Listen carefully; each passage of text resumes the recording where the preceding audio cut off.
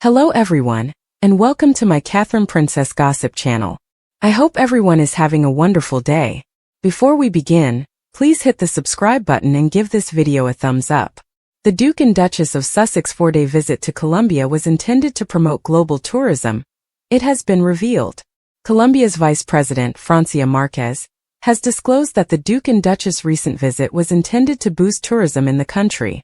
According to a statement made by the Vice President's office, the attention the trip received served to demonstrate Colombia as an attractive tourism destination. According to The Telegraph, the government announcement stated that the tour demonstrated that the country had moved away from the violence with which it had long been identified, and was now worthy of international investment and enterprise.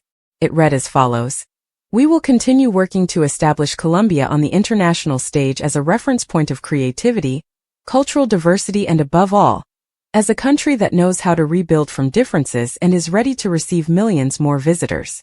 However, the declaration follows a devastating 2024 report by Human Rights Watch, which underlined three important reasons why it is concerned about life in Colombia right now. According to the report, abuses by armed groups, limited access to justice and high levels of poverty, especially among indigenous and Afro-descendant communities, remain serious human rights concerns in Colombia. The vice president stated that she invited the pair to visit after watching their Netflix documentary. She stated, "The documentary affected me and made me realize that this is a woman who needs to come to our country and speak her tale. This exchange will undoubtedly empower so many women around the world." Harry and Meghan's engagements included a visit to a school where they emphasized the significance of internet safety, after openly discussing how online harassment played a key role after leaving the firm.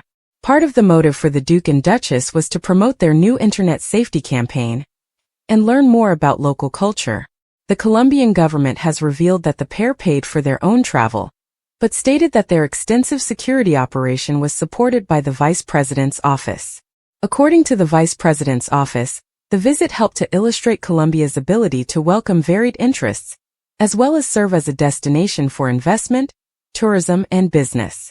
The report continued, "During this visit, the country received the attention of international media and the world who were given the message that Colombia is changing positively." Ms. Márquez stated, "The entire world has set its sights on a Colombia rich in diversity and culture. It demonstrated that our country is not violent. We are the country of optimism, brotherhood, and gracious hosts. We are the country of peace. Colombia awaits their return. The country they learned about is one of beauty, diversity, and cultural richness that we want the rest of the world to know." According to a royal specialist, Meghan Markle claims to want privacy, but then goes on quasi-royal tours that make it all about her. The Duke and Duchess of Sussex completed their 4-day tour of Colombia this week, during which the mother of two showcased a £90,000 tourdrobe for her travels. Meghan and Harry visited Colombia's capital, Bogotá, Cartagena de Indias on the Caribbean coast, and Cali, the undisputed salsa capital. On the Sun's royal exclusive show, broadcaster Robert Jobson suggested that Meghan and Harry might have enjoyed a very similar tour if they stayed in the royal family. He added, "She could have had all of that anyway. I was down when she went to Tonga, Fiji, and all these locations in Australia. She got a lot of press there and there was a lot of outfit changing. And even in South Africa, they had a fairly reasonable trip, which I believe was hampered by various circumstances. So what I don't get is why. What is the point of saying you want privacy and doing things in a different way, and then just being all about you rather than, doing it to help your country and serve?" Robert told The Sun's royal editor Matt Wilkinson that it was absurd that Meghan was received with a curtsy when she came on the full royal tour, despite the couple retiring as senior working royals in 2020.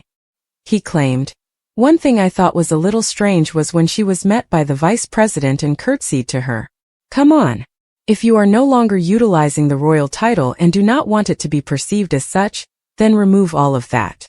The couple's vacation to Colombia provided an opportunity to advocate for certain issues that are important to their philanthropic foundation, Archewell. Harry and Meghan's most recent tour focused on the military community and female empowerment, both of which are thought to be personal interests. The Archewell Foundation is now collaborating with the Parents Network to create a better online environment, pressuring internet firms to accept responsibility for children's safety. Their visit comes ahead of another conference in Colombia in November, which will address topics like cyberbullying, internet exploitation, and the mental health consequences of these threats. The press was tightly regulated throughout the trip, with the couple selecting a royal reporter for their coverage. Robert said, "The reality is that they dislike criticism. They hand it out, but they can't accept it." During her journey to Colombia, the Duchess of Sussex, 43, who lives with Prince Harry, 39, and their two children, Prince Archie, 5, and Princess Lilibet, 3, at their £12 million Montecito house, went all out with her tour costumes. According to the Mail, she changed into 11 outfits and spent £90,000 on clothes and accessories. And that's not including her £120,000 engagement ring, which is estimated to be worth even more due to its royal ties. Princess Diana wore a £17,800 Cartier watch and a £15,000 Lorraine Schwartz Against Evil Eye bracelet on tour. Meghan supported a number of Colombian designers throughout the trip, including wearing various items by Johanna Ortiz.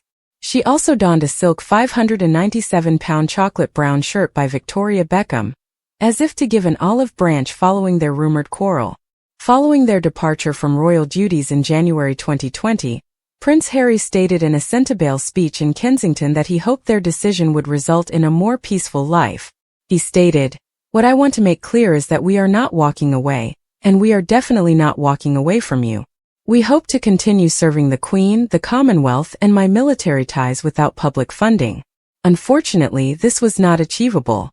I've accepted this, understanding that it doesn't affect who I am or how devoted I am, but I hope it helps you understand where it has gotten to. That I would step my family back from all I have ever known, to take a step forward into what I hope could be a more peaceful life." During her shocking Oprah interview, Meghan stated, "I believe everyone has a fundamental right to privacy. Basic. We're not talking about anything that anybody else wouldn't expect." But she denied the notion that they moved back due to privacy concerns, stating, "They've created a false narrative. I've never discussed privacy. Instead, she stated that they want boundaries and respect." Meghan and Harry's chief of staff, Josh Kettler, died just days before the couple's trip to Colombia. Kettler abandoned his position as Harry's fixer after just 3 months. The senior public relations executive was reportedly brought in to guide Harry through his next phase. However, the staff member resigned after 3 months in the post, which Team Sussex claimed was a mutual decision. A friend of Prince Harry has stated that he desperately wants to be admired, like William and Kate, and misses his home. One close acquaintance, who claims to still receive letters from Harry, has said that the prince, who was once so upbeat, misses Britain.